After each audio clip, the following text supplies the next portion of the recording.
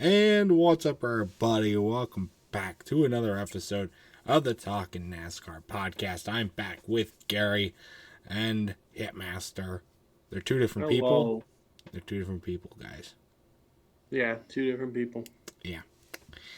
But anyways, we're in episode number 64, back with the weekly episode. Today we are going to recap the Clash. It was a interesting Clash, to say the least, with everything that went on. We'll get through all of that. I also finally, just actually right before recording this, finished the full speed documentary that was released on Netflix. So I will go through my thoughts on that as well. That'll be kind of the meat and potatoes of the episode. There is a couple of things that came up today that we will talk about at the end, and then we'll get through with we might preview the duels, we might not. It's hard to not knowing who's going to be in which one, but we'll see what's going on there. So should be all good stuff. So but first we need to talk about the Clash. So let's rewind to, let's see, it was Saturday the 3rd, right? Saturday the 3rd. I was at a bowling tournament. And, I was just, having fun, whatever, doing all this great stuff. And then I'm scrolling through, we're during a break portion of the tournament. And I'm scrolling through my phone, checking stuff. And I see people on Discord start talking about, oh, the Clash got moved to tonight. Oh my gosh, it got moved to tonight. It's at 8 o'clock tonight. I'm like, this is impossible. It can't be moved. It's supposed to be Sunday. So I was like, no, this is bogus. What's going on here? Well, it turns out it did get moved to fucking Saturday at 8. I was so excited to be able to just sit down on Sunday night and watch a Clash. No worries of work or anything like that. And I ended up not being able to do that because apparently California got a massive monsoon. So they had to move the race up in order to get the race in. And they got it all in. No other issues, but the consequence was having barely anybody in the stands. Oh man, that was, I think some of the low end Brickyard races have had more people in attendance than this Clash. And it's not necessarily because people weren't hyped for the race. Everybody that bought a ticket to the race got refunded, and entrance to the race was free. So they didn't make any money. Well, advertisers, sponsors. I mean, I guess they probably still did make money on it, but God, what a shit show. So it was not off to a great start. However, we got the race in. And how did said race go? So it was the typical Clash at the Coliseum. Just bumping each other, bumping and bumping. Just they actually had a pretty decent long green flag run to start the race. And some of the contenders started. Denny Hamlin started on the pole, but he kind of fell back as the race went on. Looked like Ty Gibbs was actually going to run away with it at the beginning of the race. It looked like he was going to move on and win the thing. He was putting on a pretty good show. But he ended up getting into an accident late, which took away his chances of getting in the win. And then Hamlin started to make a comeback along with a few other drivers in the field. We had the freaking stupid little halftime show break, or whatever the fuck they want to call it. Things started picking up near the end. We got a late caution to set up a green-white checkered finish, but it would not really matter, as Denny Hamlin would run away with the race anyways, put on a pretty good performance at the end, and would be able to overcome some brake issues that he had and win the Clash. His, I believe, third Clash win, they said, overall. So, and first at the LA Coliseum. So, of course, the minimal crowd that was there was not happy, and Hamlin did his thing where he's like, I beat your favorite driver again. But he still can't win a championship. Nobody cares. We're going to rip on Denny Hamlin a little bit later on in the episode, actually, because he was a pretty big part of the documentary. I mean, overall, it was just kind of the race itself, I guess, for the standard, the clash that the Coliseum has set. It wasn't a terrible race. It was typical short track action with a pretty thrilling finish. Just not like a crap fest or anything like that, but it didn't get what it was deserved.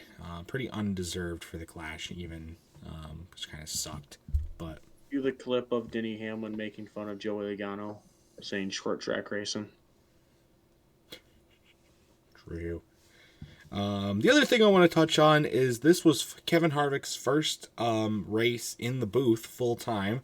I guess not full time, but with Fox. So how did he do? How did he work well with Mike Joy and Clint Boyer? I thought he was good. I really did. I thought he was a worthy addition to the booth. He knows what he's talking about, and I think he what's the word? I don't know what the word is. It meshes well together. That's not really the word I was looking for, but he does a good job of meshing well together with drivers. I thought Clint Boyer was still pretty annoying. Harvick gets into the ask of when they had Tony Stewart in the booth, because I really like Tony Stewart in the booth. I think Harvick's really good in the booth as well. So I think he's going to be a nice addition to the team, which I am very, very, very excited about. So that was really good. So I like that. There's really no other crazy things that I can really don't really need to touch on from the Clash. They're saying that the Clash is going to be gone, and they said that last year, and they said it the year before, and it's still here as far as we know. I think the Clash needs to leave the Coliseum, though. I like the quarter mile thing. Should not be at the Coliseum. I think if they had it at Bowman Gray, for example, I think the racing would be more exciting. I think the fans would turn out more. I think they would. I think it would be a more what they were looking for when they brought us the Clash. Obviously, the LA market is huge. Obviously, the Coliseum's an iconic stadium, and they get tons of good sponsors that they wouldn't get at Bowman Gray. But you don't have to go to Bowman Gray. You can go somewhere else. Just go to a natural quarter mile track, not a football stadium that has a NASCAR race in it. That's just I said Bowman Gray, but Bowman Gray was also a football stadium. So if you're gonna do that, then just make Chicago Bears' stadium into a racetrack. If you're gonna do that, right? Yeah. Oh well. Yeah, I didn't think it was that. I don't know. I don't know. It was alright. Denny Hamlin won, though. He becomes the 8th driver to qualify for the New Year's Eve Spectacular. We'll touch on that, by the way. I forgot to touch on that last episode, but 7 past winners are already in, plus now Denny Hamlin, the winner of the Clash. We'll go over those 7 winners really quick so we know who they are. Joey Logano, Kyle Busch, AJ Allmendinger, Kyle Larson, Brad Keselowski, Martin Truex Jr., and Jimmy Johnson are already guaranteed spots based off of past win provisionals, and Hamlin becomes the 8th driver to lock himself in with the Clash win. So, there you go. So, there we go. But unless you have anything else to add, Hitmaster, don't really need anything more to say, but other than that Tyler for the predictions got real lucky this week. Your driver didn't even make it into the show. Yeah. I won by default. 0-1 for me. I'm still looking up the all-time record, so it might take me a little bit. But I'll figure it out. Anyways, that was the Clash. Put it in the books and move on. Mm-hmm. So, Before I do talk about my thoughts on the Full Speed documentary, I do want to touch on just a couple of silly things that came up this week. First off, Rasha Karuth, I still cannot pronounce his first name. He's going to be full-time in the 71 truck for Spire this season, so that's pretty cool. A little bit of a late ad, but I definitely think he has got some potential, some good speed.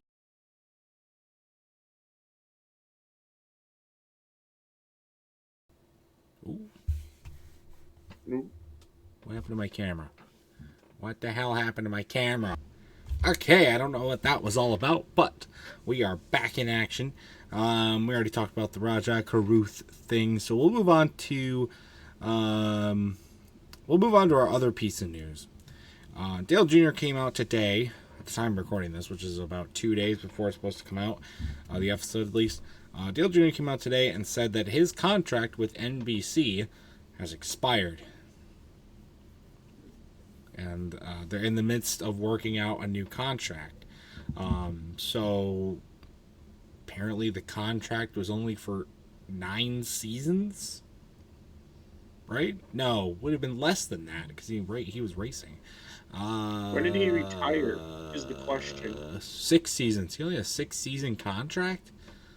It's a little short, don't you think? But yeah, right now they're in the process of getting that worked out. I'm kind of indifferent about having Junior in the booth. I think he's good. However,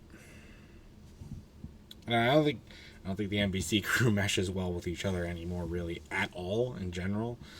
Especially let alone. It was the same thing with Jeff Gordon too. Right. Gordon was a part of it, and then all of a sudden, I think it was because of that Gordon Boyer situation. They were like, "Yeah, this ain't gonna. That ain't gonna fly." Work out very well. Yeah, it didn't fly. It didn't fly well at all. And so then again, it was also too because Gordon was half owning Hendrick Motorsports, so. Right. I mean. Yeah, but Junior owns a race team as well, so it's like double standard. You could argue that's been going on for an entirety of his career, but that's another debate for another time. So they'll probably re-sign him. I just don't know why they haven't already. Like, they had all of the off season to do that, and I just don't know why they wouldn't do that. No, wait till now, But I guess their portion of the schedule doesn't start for a little while, so maybe so. I don't know. Anyway, before I get into my full speed review now, I don't know if Hitmaster any news or anything like that to share. I don't have anything right now. Not at least right now. I tried looking up Oregon Oil before this, and nothing was put on that, so. Well, that's fine. So, we'll figure that out. Anyway, then without further ado, it's time I finally give my thoughts on this documentary. So, Full Speed. NASCAR Full Speed, as it's called. So I watched the F1 documentary, the one that this is kind of mirrored off of. I watched it. I watched a couple episodes. I thought it was pretty entertaining. Not being a massive F1 fan, so it's a pretty high expectations coming into this. The documentary is 5 episodes ranging from about 35 to 45 minutes in length. So it takes maybe 4.5-ish hours to complete. If you just watch them straight through, which I did not. But episode 1 is focused on Daytona, right before the playoffs begin, and kind of that bubble cutoff line. This episode is very much focused on Denny Hamlin and Bubba Wallace. Now, Bubba Wallace is pretty self-explanatory because Bubba was on the cut line going into the race, and he would eventually make it into the playoffs by Ty Gibbs crashing and everything like that. So it makes sense why they would focus on him. but it's more so even focused on Denny Hamlin, who was already locked into the playoffs. I know he's the owner for Bubba Wallace, and I guess this is a good time to state their overarching theme for the episode. They were focusing on Denny Hamlin's long-term struggles to win a championship. And it comes, I mean, they literally just throw it right out there at the beginning that that's what they're going to be focusing on. They even get Hamlin's parents on to interview, and they talk about it with him, like how much they want to win a championship. And like Michael Jordan gave Denny Hamlin's dad a cigar in like this glass case, and he autographed it and wrote on the case, "Crack this open when we win the championship." And that's like, okay, cool, there's your main character, I guess. And if you watch the NASCAR season, you know he didn't win the championship again. So, yeah. So that was great. But we'll get to that later. She sucks. But episode 1, again, I mean, they show Ryan Preece's flip and some of the cinematics with that, and they show some of the other drama that goes on. We get some touches of, like, Ryan Blaney a little bit. We get some touches of a few other drivers that would be going into the playoffs. They don't touch on Ty Gibbs that much, despite him being a big focal point for the points going into the Daytona race, but oh well. He didn't have very much of a shot to win, honestly, so I guess it didn't matter, but that was episode 1. I thought it was okay. I thought it was a good introductory episode to what we were going to and kind of just setting the stage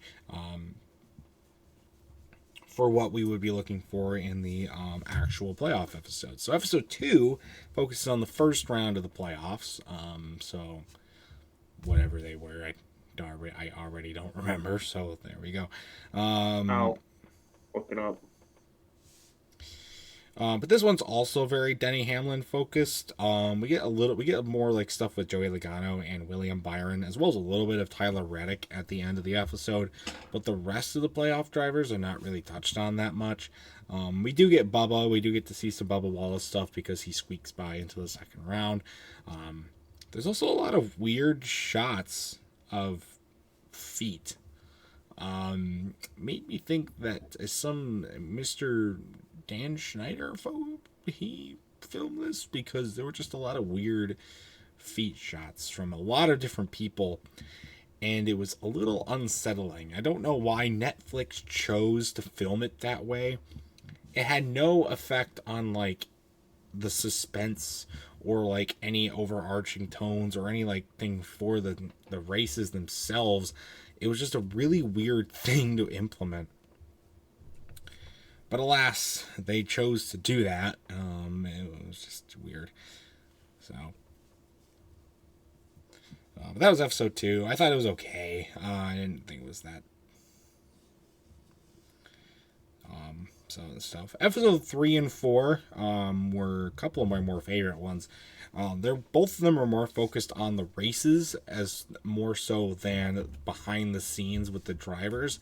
Episode 1 and 2 are much more like they're in the garage, or they're at their drivers' houses, or they're at the race shops, and kind of focusing on that. Well, 3 and 4 are more on the races. Episode 3 obviously focusing on the second round of the playoffs.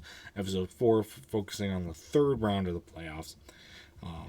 Stuff like that. We get it good stuff with Christopher Bell, Ryan Blaney, all that kind of stuff. Also, I gotta say, NASCAR drivers have some of the hottest wives out there. Okay, wow, are some of these guys, ladies, good looking. Holy moly, that's good stuff.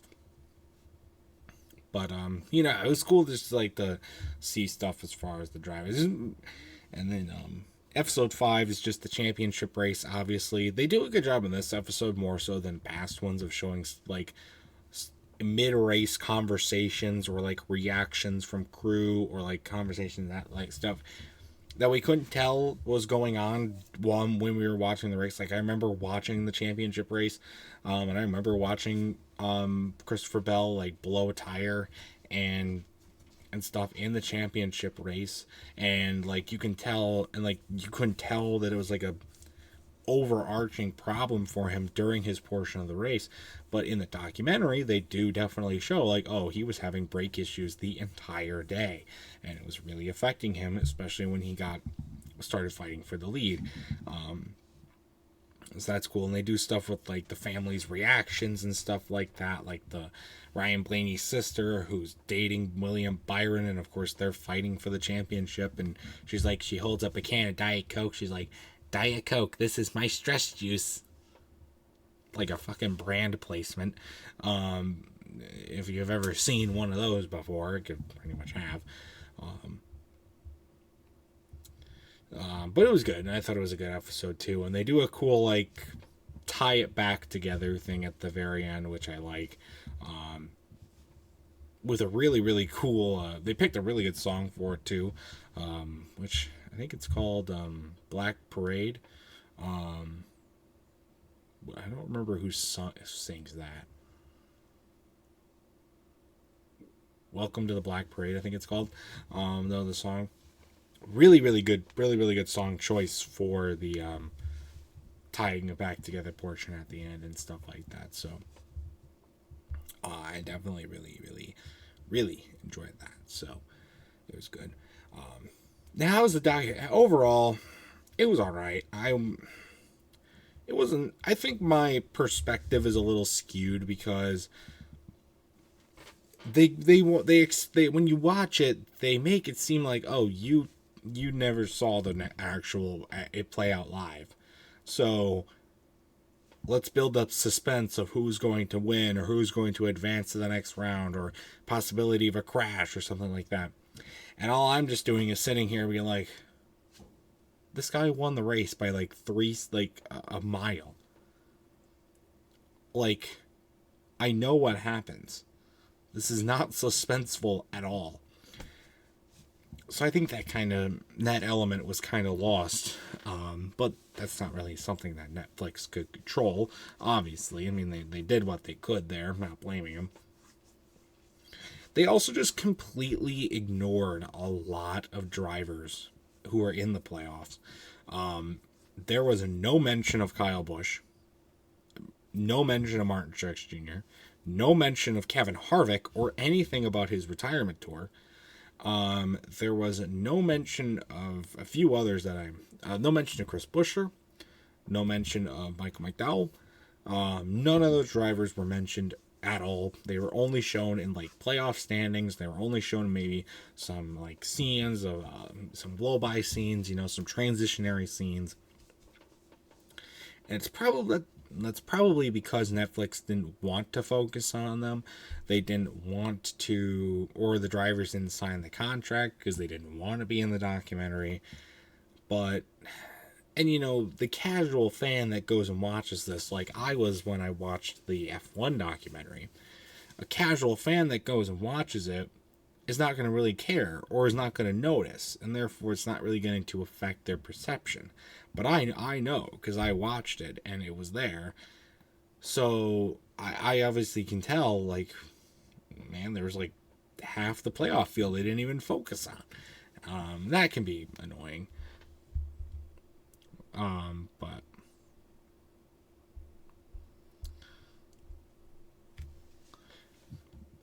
I guess it's not really my point there, is what I should say. Anyway, but overall, otherwise, I thought it was pretty good. I guess it left me wanting more. I guess, but I don't know what more that they would have shown. There's a lot of good stuff, like, behind the scenes. 2311's building a whole new facility, whole new race shop right now, or at least they were during the time of that filming. And Denny Hamlin talks about his shoulder problems and why they're arising. The needs to get his shoulder fixed.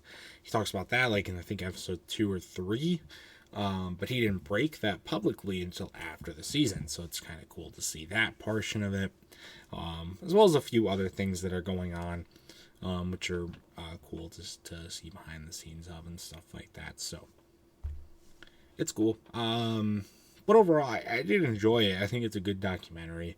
And if you're not a NASCAR fan, I definitely think you get more of what Netflix was going for with this. You're gonna get more of the suspense. You're not going to focus on the ignored plot points. You're not going to do all kind of that. You're just gonna kind of sit down and you're gonna kind of just enjoy your time watching it, which was their goal. So that was good. But I liked it. For Netflix standards, I think it was pretty good. So I don't know if you've watched it, Hitmaster. If you've got any thoughts you I have wanna. not yet. Mostly because I don't have Netflix right now. Trying to see if my sister will let me use hers. Um, but for right now, I do not have Netflix, so I Ah, can't watch it. all right. Even if I wanted to. Oh well. You're not like. Here's the thing, right? If you're a NASCAR fan and you watch the playoffs, it's not really worth your time and effort unless you already have Netflix because you know what happens. Yeah. So it's not a huge deal. I guess one of the other big things that was touched on was that was it William was it no it was Tyler Reddick or was it William Byron? I don't remember. I think it was Tyler Reddick. His wife then she was pregnant. She was like, all right, they were having a trouble like they were having a huge debacle figuring out what to name their son, and his wife said, well, if you go win the championship, you can name our son, but if you lose, I get to name him. Well, Tyler Reddick went out and won the championship, and so that was a cool little thing that they dove into. One of my more favorite parts of the documentary, to be honest, as well. So,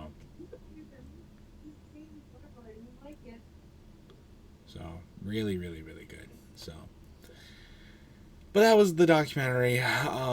Again, it was good. So, definitely had a good time with it. And that's really it for news. There was not a lot released. I know Talladega got a new logo. Daytona and Talladega.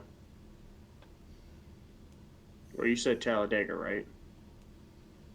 Talladega got a new logo, like a new track logo. So Because they're in the same. I think they're in the same ownership with Michigan so is and Michigan getting a new Homestead. logo or no? Michigan already got a new logo. Okay, I'll have to go look at that. So It has a full. It has the. I have to show up a picture. I didn't know that. I only saw that Talladega got a new one. I think Kansas got one too. Homestead, Miami got Why are one. they all getting new ones? They were fine as they See, were. what I noticed is, um, when they changed their logo, it's the actual layout of the track. So, like with Homestead, it's like oval shaped. I'll show you. Hold on. So, this was Peak Michigan. Peak Yup. Michigan, everyone knows that. What the fuck is that? There's the new one. What the fuck? I guess it don't look that much different. That's the logo that everyone wanted. Oh, that would have gone so hard. Because if you look at the backstretch, there's like forests Yeah, that would have been. back there. That would have been cool. That would have been cool. I would have voted for that one. Um, Would have been a cool pin too. let's see. Homestead, Miami Speedway. I think they just got a new one today. I can actually freaking. There's Homestead. Jesus. Homestead. So it's basically Michigan's, but with the. Ah, they simplified them all. Yeah, they simplified them all. Pull up Talladega's. I'm gonna confirm. Talladega's looks scary to me for some reason. Scary. What is there to be Just scared the about? way they're, just the way the logo looks. Like it's all black and red, like all. Hold on. This is the only thing I could find. Oh yeah, I like that one. See, they went with that version for Talladega, but not for Michigan. Why? Doesn't.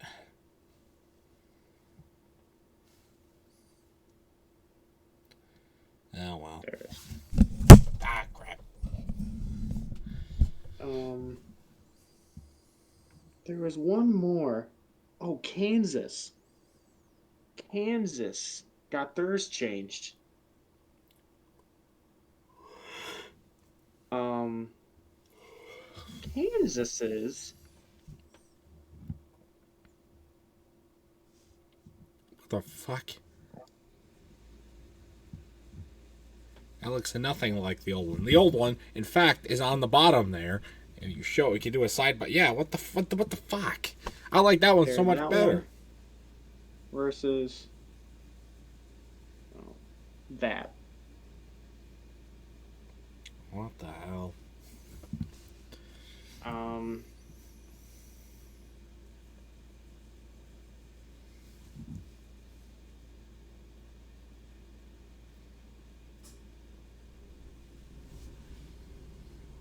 but yeah, that's about it. Well, it's come to the end of the episode again. And we could preview the duels if you want to. But, it's the duels. So it's not anything too crazy. But I think for the predictions we should do, but we should do like which driver goes the highest. what? So basically, we don't know who's going to be in the duel. Right. So let's say my driver's in the second duel, and yours is in the first duel. Right. Whoever finishes higher in the duels wins. So, like, let's say your person finishes second, mine finishes fifth. I like that idea. We can do that.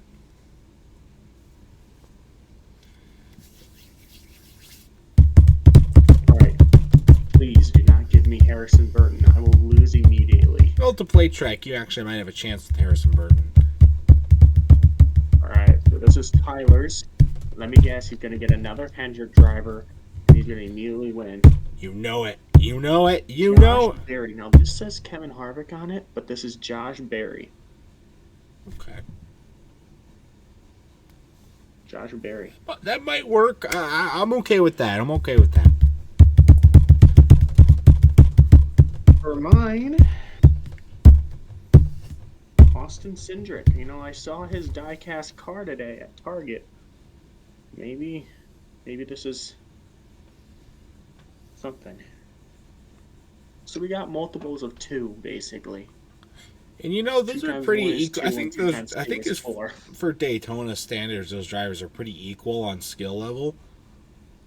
True. Cindric has won a Daytona 500 too, so. Well, so has Trevor Bayne, and look how that worked out. So, this should be good. But there you have it, folks. Those are predictions. Predictions, I guess, for the duels, but that's gonna do it, I guess, for this episode. There's not a whole lot to talk about, honestly, outside of the two major things that I said would be the meat and potatoes of this podcast. And guess what? They were. Just remember, still a piece of the dirt. The fuck is that? Oh, it's a piece of the dirt? I thought that was a chicken nugget. I wish it was a chicken nugget. I am very hungry. Well, let's wrap this up so you can go eat. That's going to do it, though, again, for this episode of the Talking NASCAR podcast. If you want to be a guest on the Talking NASCAR podcast. All you got to do is go join the Pringles Sun & Company Discord. Link is in the description down below. And just request the Talking NASCAR role. And me and Hitmaster can work at a time with you and get you on, talk about all awesome things NASCAR. Should be grand stuff there. But otherwise, that's going to do it for this episode. So, and this video. So stay tuned for much more amazing content from both me and Hitmaster. So it should be good stuff there. And until next time, we'll see you guys next week. Goodbye.